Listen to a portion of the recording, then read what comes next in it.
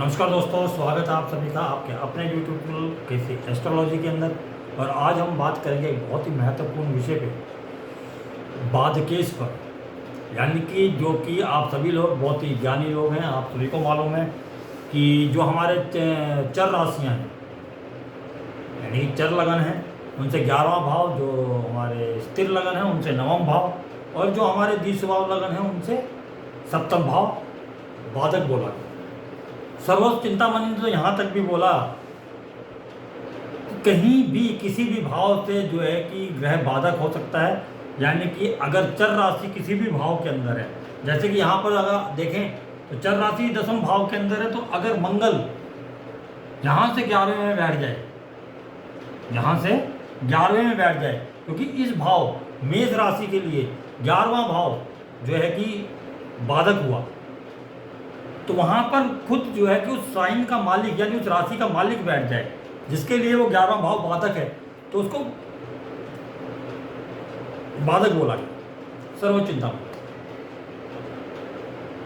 लेकिन इन परिस्थितियों के अंदर, जैसे कि आप अगर देखें तो अगर किसी का चंद्र लगन है, चंद्र लगन के अंदर यहाँ पर जो कि कर्क राशि है, तो चंद्र बना वहाँ का स्वामी कर्क राशि, तो वो अगर 11वें भाव में बैठता है, क्योंकि चर राशि है, कर्क राशि चर राशि है, और उसका स्वामी चंद्रमा यदि 11वें भाव के अंदर बैठा जो कि उच्च का होगा, तो क्या वो लगन के लिए बाधा उत्पन्न करेगा? विचारने विषय है ये।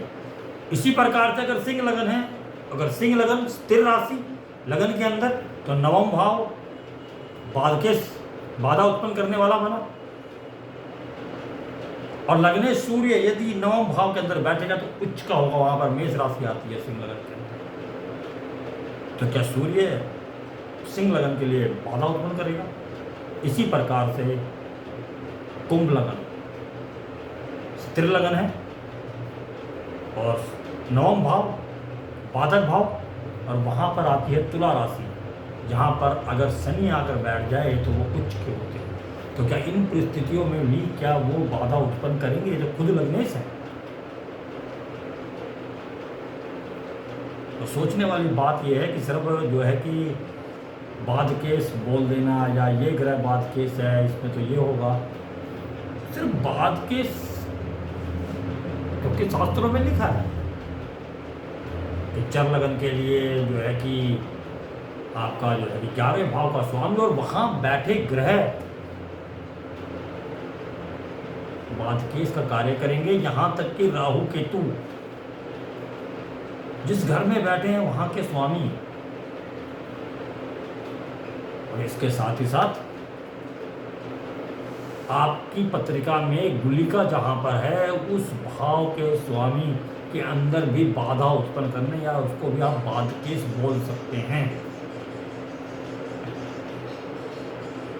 तो सवाल ये उठता है कि वो किन परिस्थितियों में बाधा उत्पन्न करेंगे, या किन परिस्थितियों के अंदर वो हमको जो है कि पीड़ा देंगे, किन परिस्थितियों में वो हम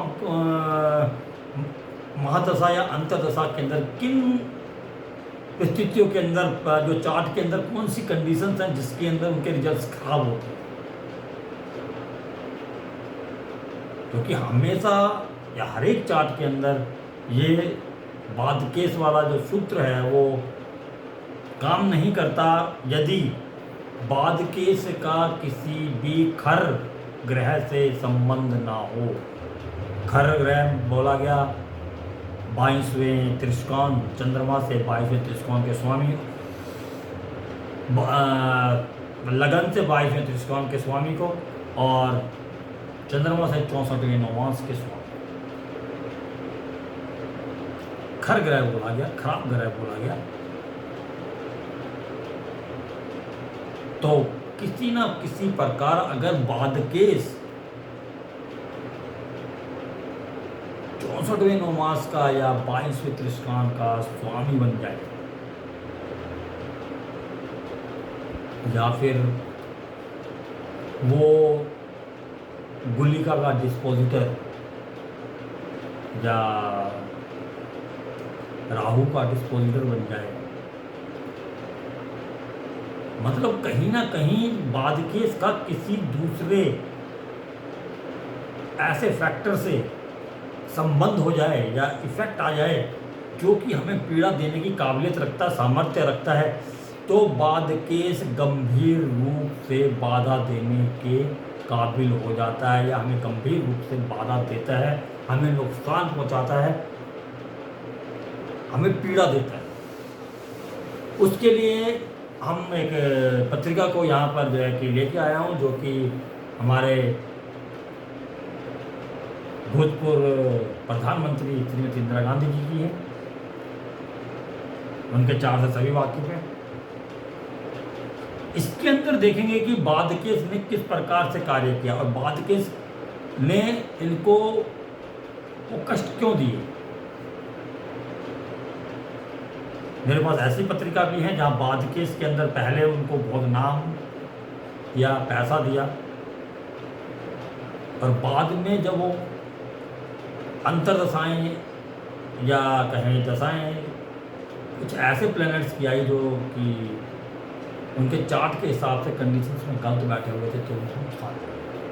परंतु इस चार्ट के अंदर देखेंगे किस तरीके से कार्य किया बादकेस ने या बादकेस के साथी ग्रहों ने, जो कि पीड़ा देने का सामर्थ्य रखते थे। तो यहाँ पर जैसे कि मैंने बताया, यहाँ पर जो है कि हम पहले देखेंगे गुलिका मिथुन राशि के अंदर है, तो जिनके स्वामी हुए बुध, यानी कि हमें एक ग्रह मिला बुध जो कि हमें बाधा देने की स्थिति में है अगर उसको किसी और ग्रह का, ऐसे ग्रह का साथ मिल जाए।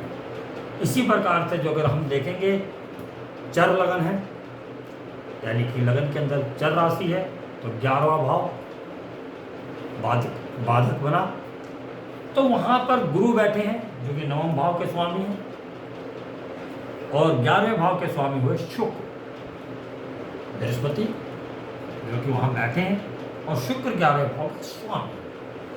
तो ये 3 ग्रह हमें मिले, परंतु इनका कहीं ना कहीं 22वें नवमांश, फिर मैं कर लूँगा 64वें नवमांश और 22वें तृष्णांश के स्वामी के साथ संबंध होना अनिवार्य है। खर ग्रहों के साथ संबंध इनकी स्थिति को और गंभीर बनाता है और बाधा देने वाला बनाता है। तो यहाँ पर इस पत्रिका के अंदर 64वें नवमांश के जो स्वामी हैं या 22वें तृष्णांश के जो स्वामी हैं, उन दोनों कंडीशंस में शुक्र ग्रह बनते हैं। क्योंकि चंद्र से 64वें नवमास के स्वामी वृषभ राशि आती है वहाँ पर, तो शुक्र हैं, और जो है कि 22वें तृष्णांश जो लगन से, तो वहाँ के स्वामी तुला राशि बनती है, तो वहाँ पर भी शुक्र बनते हैं। तो शुक्र बृहस्पति के डिस्पोजिटर बने, यानी कि बृहस्पति जिस राशि में है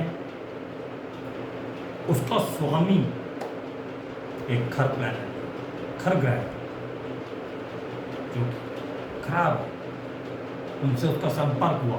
जुपिटर वहाँ बैठा है, वीनस वहाँ का स्वामी है, खर, और वीनस खर ग्रह भी है, तो वीनस।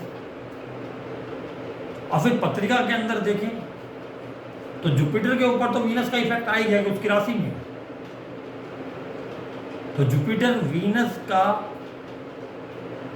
जो इफेक्ट है उसको कैरी करते हुए बुध पर दृष्टि डाल रहे हैं और सूर्य पर दृष्टि डाल रहे हैं, यानी बुध और सूर्य। तो सूर्य तो किसी भी एंगल से कोई खराब प्लैनेट नहीं बना, लेकिन जो बुध है वो गुलिका का डिस्पोजिटर भी है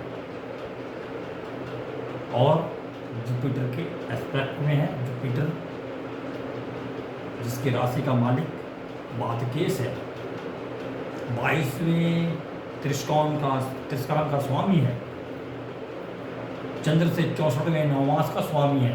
अर्थात ये 3 ग्रह काबिलियत रखते हैं अपनी महादशा और अंतर्दशा के अंदर हमें पीड़ा पहुंचाने की, इस चार्ट के को पीड़ा पहुंचाने की।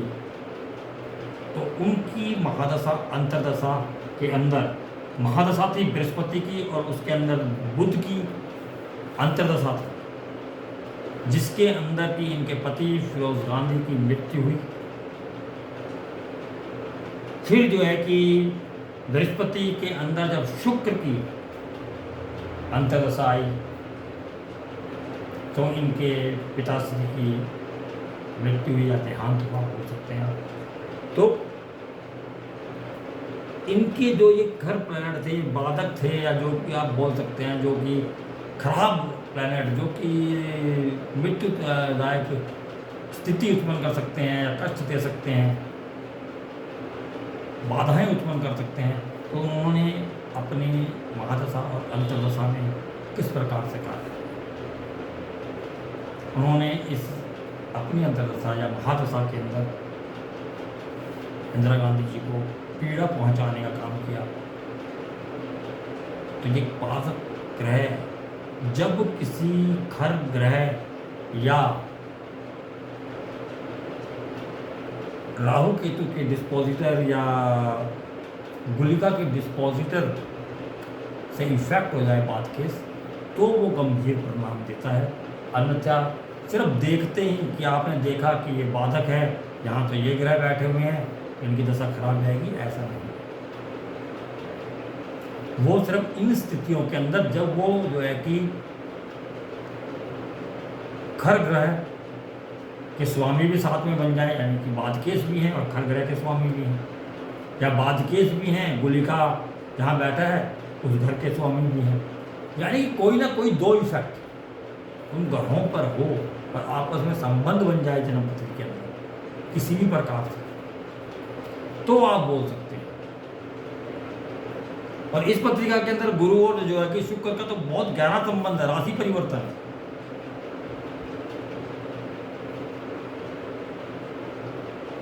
और बुध को वो देख रहे हैं बृहस्पति। तो उम्मीद करता हूं कि आपको समझ आया होगा कि जो बाधक है वो किन परिस्थितियों में खराब रिजल्ट देते हैं, उनसे हमेशा डरने की जरूरत नहीं है, लेकिन कुंडली का विश्लेषण करने की जरूरत है। सिर्फ देखते ही किसी नतीजे पे पहुंचना आपकी प्रेडिक्शंस गलत कर सकता है दोस्तों। तो उम्मीद करता हूं कि आपको ये समझ भी आया होगा और पसंद भी आएगा।